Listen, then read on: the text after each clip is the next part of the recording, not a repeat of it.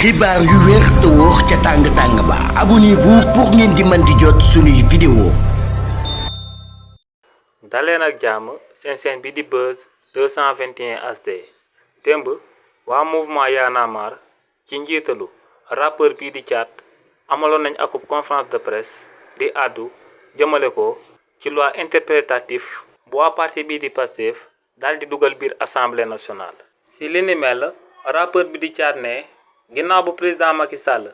di daan dugal biir assemblée nationale loi d'amnistie bi ne waa parti bii di Pastef dañoo bañoon ba tëdd ci suuf ne loi d'amnistie boobee kenn du ko daal di voté ci réewu Sénégal nee nag ñi nga xam ne ñoom ci seen wàllu bopp ba ñuy dugal loi d'amnistie boobee nanguwuñu woon ko naka lañ ñëwaatee bañ daal di leen di fal ñu ne dañuy daal di interpréter li nga xam ne ñoom seen wàllu bopp nanguwuñ ko woon nee nag lu leer ba moom mooy que ne interprétation bi nga xam ne moom la waa parti bii di Pastef na ma amal ci loi d'amnistie bi moom moo gën a garaaw li nga xam ne moom mooy un quart bloquant di proposition de loi bi nga xam ne Abdoulaye Wade bëggoon na ko amal ci réewu Sénégal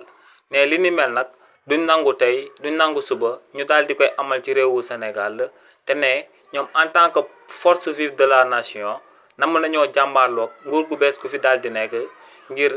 loi interprétative bu loi d'amnistie bi bu ko kenn daal di adopté ci réewu Sénégal ne tamit si li ni mel ñoo ngi lancé akub appel jëmale ko ci président Bassirou Diomaye Diakhar Faye mi nga xam ne dafa diggoon Sénégalais yi que ne day nekk au-dessus de la mêlée ne kookee daal dinay démissionné ci parti bii di Pastef ñëpp daal di tàccu waaye ne tamit ci loi interprétative bi nga xam ne moom lañ na ma amal ci loi d'amnistie bi ne par la force kookee di président Bassirou Diomaye Diakhar Faye dafa war a daal di génn daal di ciy àddu. xibaar yu wér te wóor ca tàng ba abonnez-vous pour ngeen di mën di jot suñuy vidéo.